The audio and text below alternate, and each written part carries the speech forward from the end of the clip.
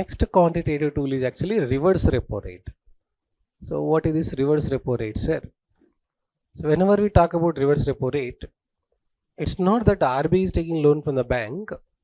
Banks are keeping surplus funds with RBI. That's called as reverse repo rate.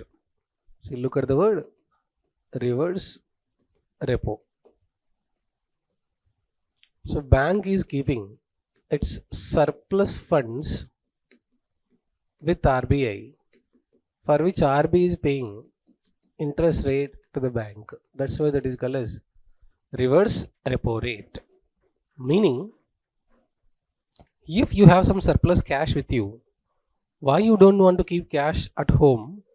Why are you keeping cash in the bank?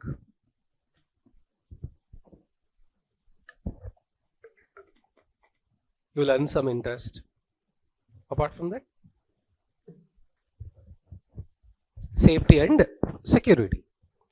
If a bank, after receiving the deposits, after giving loans to the public, still funds are with the bank. So instead of keeping the funds idle, bank are keeping funds with RBI. For which who is paying interest to whom? RBI is paying interest to bank. That's why that is called as reverse repo rate. It does not mean that RBI is actually borrowing from the bank. It's not that RBI is borrowing from the bank, because there is no need for RBI to borrow. $701 billion forex reserves are there. And in fact, it has printing machine also. Why you should borrow? It's not borrowing. To absorb the excess liquidity available in the banks, RBI is encouraging banks to keep surplus funds with RBI. So that's why that is called as reverse repo rate. Now, how reverse repo rate mechanism works, sir? Simple logic. If RBI increases reverse repo rate, banks are encouraged to keep more surplus funds with RBI. So funds available in the market decreases. So what happens to money supply? Money supply is expected to decrease. So you are the bank. Earlier I used to give reverse repo rate of 5%. Now I am telling I will increase reverse repo rate to 6%. Meaning banks are encouraged to keep more and more surplus funds with whom? RBI. So what happens to funds available in the market, which you call it as liquidity, availability of the funds, decreases. So what happens to money supply when reverse repo rate is increased? So what is the relationship again? Inversely proportional only. Earlier, if you keep surplus funds with me, I used to give 3%. I am the RBI, you are the bank. Now I said, no sir, no madam, I will give 5%. Means you are keeping more of your funds with RBI, meaning funds available in the market, liquidity is coming down. So opposite. When RBI decreases reverse repo rate, banks are discouraged to keep surplus funds with RBI. As a result, funds available with the bank is comparatively more. So obviously money supply is more. So look at the link between, again, policy rate and money supply. So just like we talked about repo rate, but one interesting point, reverse repo rate is not compulsory. Means it is only discretionary of the bank. What do you mean of discretionary of the bank? If a bank has surplus funds, it's not compulsory to keep with the RBI. It is a choice and the discretionary of the bank only.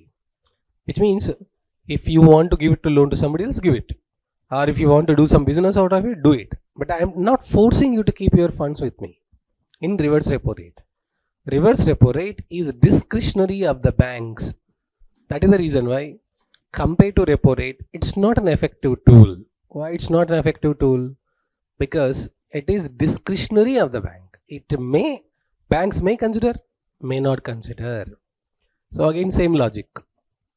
So to control money supply, to reduce money supply, what RBI does with the reverse repo rate?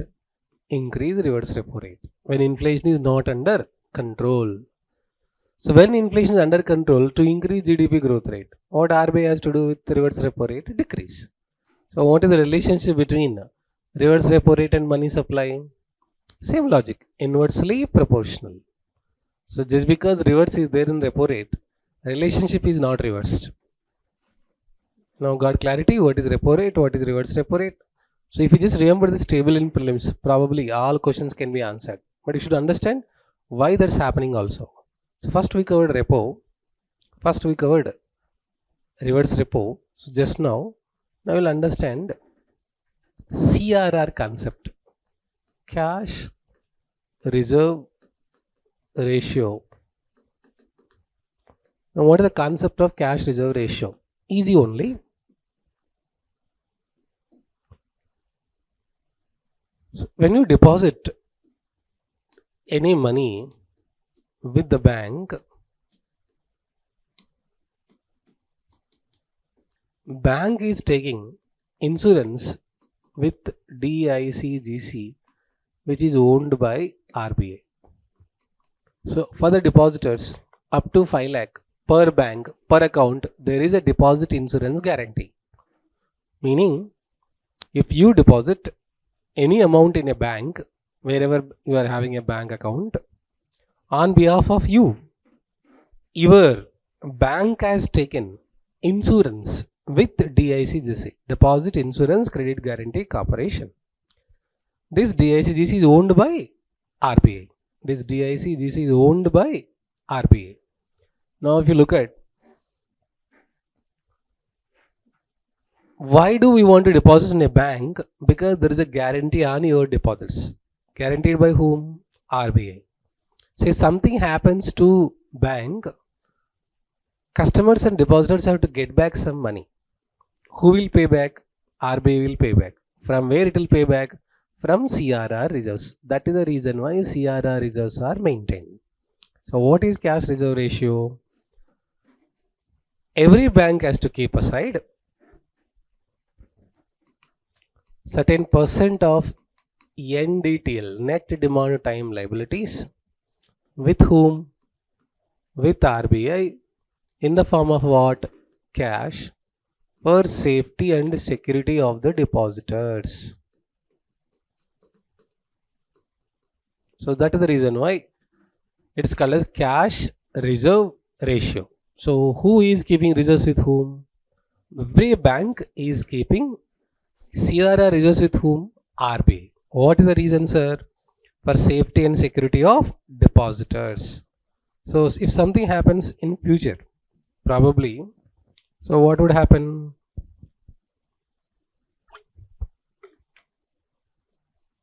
RBI will not take out its own money. RBI will take it from which? CRR reserves only will give to the public. But what is the maximum insurance guaranteed? 5 lakhs per person per bank account. So what does it mean? If you keep 50 lakhs with the bank, if something happens, maximum guarantee available is only 5 lakh. 50 lakh will not be given to you. If you have 500 rupees in your bank account, 5 lakhs will not be given. Only 500 only will be given. Subject to maximum guarantee available limit is only 5 lakhs. Now what is the logic of CRR? If you understand, every bank has to keep aside certain percent of NDTL with RBI in the form of cash as reserve for future safety.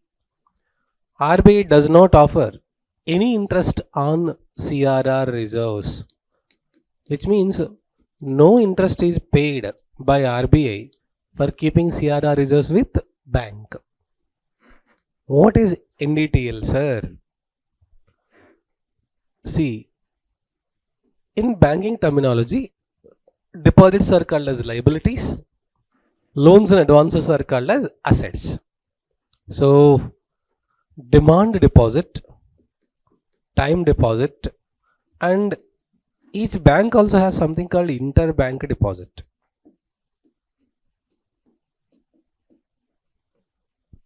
So, you have opened a savings account with SBI. So it is deposit for you. It is liability for the bank. Why it is liability for the bank? Whenever you ask, bank has to pay it back on the demand of the customer. Bank has to pay it back. That's why that is called as demand deposit. Time deposit. Fixed deposit, recurring deposit. There is a time frame for payment. However, they can also be withdrawn before the maturity. However, unlike demand deposit, in time deposit, there is a minimum time limit after which you can withdraw. So both are liabilities for the bank. Why liabilities for the bank? Because that's not bank money. That is whose money? Public money. However,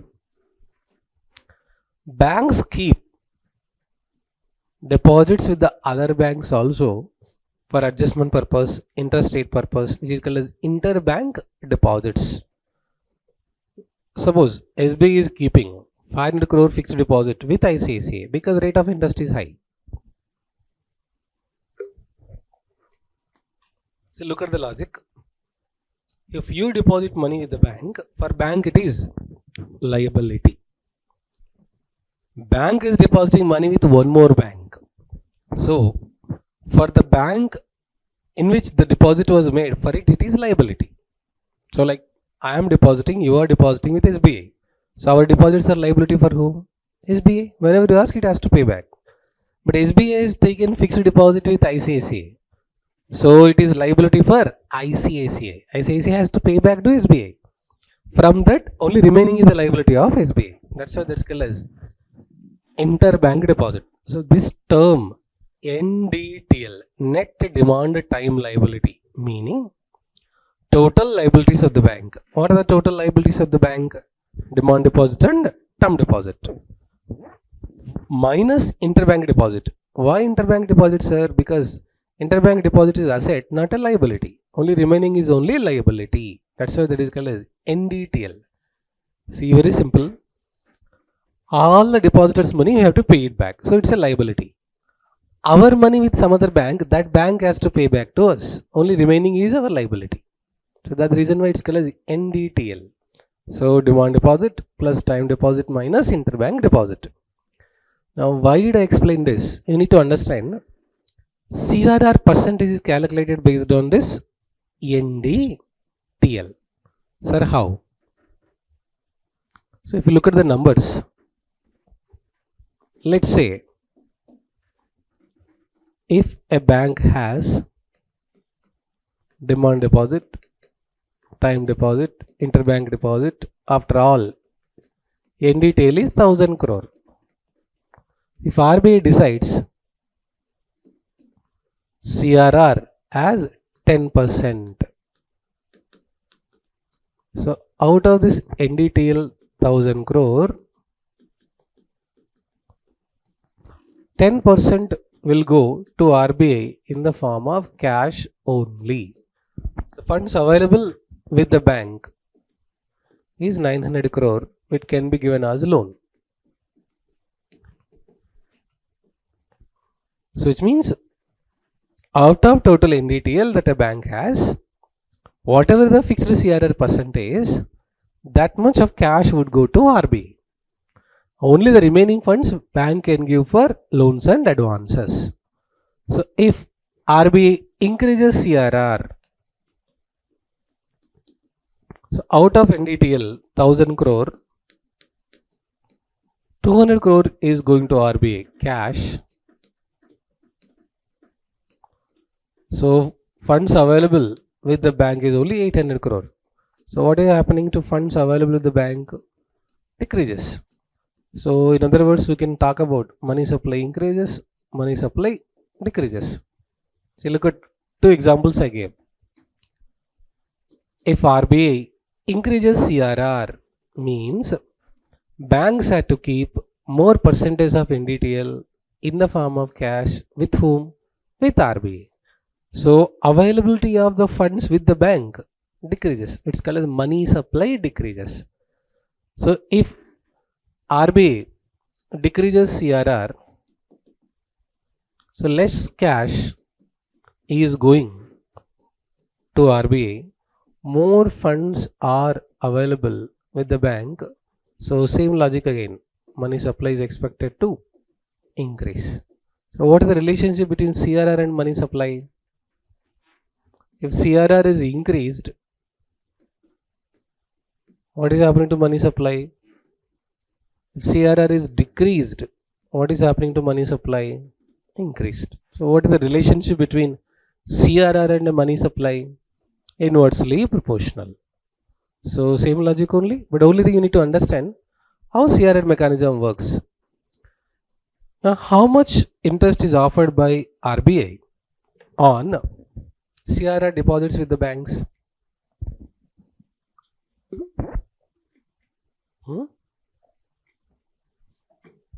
How much interest is offered by RBI on CRR deposits? No interest is offered. CRR percentage is not interest rate. CRR is the percentage of NDTL which has to be kept with the RBI. CRR 5% does not mean RBI will pay 5% interest to banks. 5% of NDTL will be kept with RBI as safety and security. So how much interest is paid by RBI on CRR deposits? No interest is paid. Okay. So this is how CRR mechanism works. See, in simple, RBI is trying to make funds available with the bank. RBI is trying to reduce funds available with the bank. So if inflation is not under control, what RBI does with CRR? RBI tries to increase or decrease? So RBI tries to increase CRR to reduce money supply. So RBI decreases CRR to increase money supply. So because the relationship is again inversely proportional only. Then what is incremental CRR? See, look at the word. Incremental means extra, additional, more. So which means whatever mechanism of CRR we discussed till now, apart from this CRR, extra, additional, that's called as incremental CRR.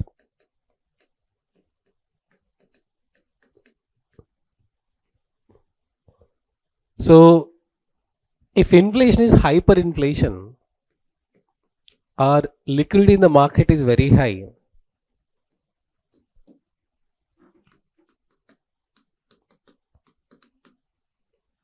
excess liquidity in the market, so to absorb it, probably incremental CRR is announced by RBI. So what's meaning of incremental CRR, sir? It says if NDTL is up to certain limit, CRR is applicable. If NDTL crosses above, if NDTL is excess, on this excess funds, incremental CRR again.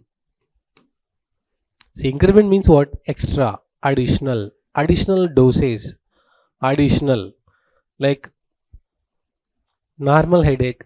See, we are taking a small tablet, but headache is so severe. So what happens? Dosage will be increased. That is called as incremental. So what is incremental CRR, sir? Let's say if a bank NDTL is 10,000 crore, up to 10,000 crore, CRR is 5%. If a bank NDTL crosses above 20,000 crore, so 5% CRR plus incremental 1.5, meaning 6.5. So what does it mean? Up to 20,000 crore, how much our NDTL is there, on that 5% CRR has to be kept aside. Whichever is more than 20,000 crore, extra, on that CRR plus incremental CRR total has to be kept aside. Incremental means addition, extra.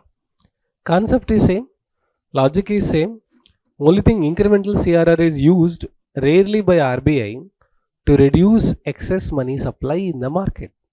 It's like through CRR we try to pluck out, but still money supply is not coming down in the market. So to observe excess liquidity in the market, we are pulling it down. That's why that is called as incremental CRR. So whatever we discussed till now, CRR, that additional of CRR only is called as incremental CRR. Again, logic is same. So to reduce money supply, incremental CRR also will be increased. To increase money supply to control GDP growth rate. Incremental CRR also will be reduced. So why are they called as quantitative tools? Are because we can estimate them, we can find out them. So these called as repo rate, reverse repo rate, CRR, incremental CRR. Okay. Now once we know this logic of in what circumstances policy rates would be increased, in what circumstances policy rates would be decreased,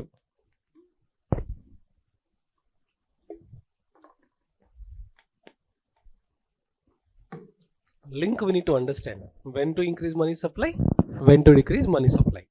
No need to by heart. Then there is something called SLR, repo rate, reverse repo rate, CRR. How CRR will work? Incremental CRR. Okay. Statutory liquidity ratio, SLR. So what is this statutory liquidity ratio? Statutory means according to the law. Liquidity means availability of the funds. Statutory liquidity ratio. See, when a person deposits money with the bank, how long he'll keep with the money bank is not under bank control. Whenever the person wants, he can withdraw the funds, because we have something called callable and non-callable. Callable deposit means customer can withdraw whenever he want.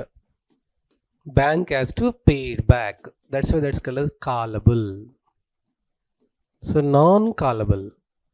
So what's meaning of non-callable, sir? If you take a non-callable deposit with the bank, you cannot withdraw the funds till the completion of maturity, which is called as non-callable. So if I take a fixed deposit of callable, I can withdraw my FD before 5 years also whenever I want, because it is callable. Callable means whenever I call, bank has to pay it back. Non-callable. If you take a non-callable deposit till the end of the maturity, you cannot take back it in the middle. That's the meaning of non-callable. So a person in a bank has 50 crore. He wants to withdraw 45 crore cash immediately. Bank has to provide the cash. Bank has to provide the cash. It is the duty of the bank to provide the cash. Liquidity. So we deposited money in our bank account, but we are not sure when we will take back our money. Anytime we can take back our money. So that is the reason why we are talking about SLR reserves are maintained by banks with themselves for operational flexibility.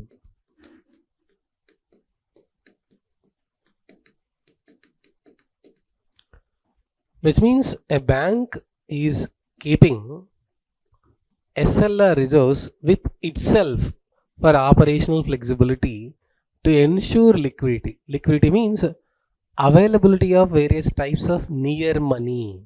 What is near money? What is near money? Anything other than cash which can be converted into cash is called as near money. So we do not know when customers come and withdraw their money in the bank. So every bank has to keep aside certain liquid assets. What are the liquid assets, sir? Government securities, gold, so e-gold, sovereign bonds, anything. If needed, bank can convert into cash. So what are the two differences between CRR and SLR? You need to understand. CRR reserves are kept with whom? With RBI. SLR reserves are kept with whom? Bank itself. CRR reserves are kept in the form of only cash. SLR reserves are kept in the form of any liquid assets. So one more difference you need to understand. CRR is calculated as percentage of NDTL. So SLR is applicable after CRR reserve is kept aside. On the remaining amount, SLR reserves are calculated. Sir, what does it mean? First, out of NDTL, you have to keep CRR aside.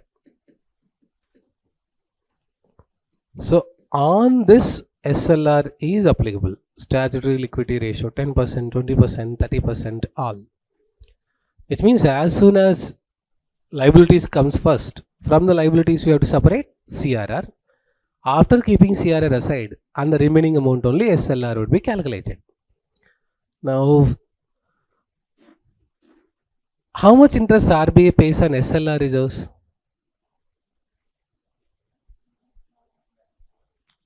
You are keeping 500 rupee note in your wallet. How much interest bank will pay? Why bank will pay interest if you keep 500 note with you in your wallet in your hostel? So SLR reserves are with whom? Bank itself. So why RBI will pay interest? It does not pay any interest. But what is the reason for maintaining SLR reserves? Operational flexibility. Because whenever customers try to come and withdraw, we have to provide them the necessary liquid funds. That is the reason why SLR reserves are maintained.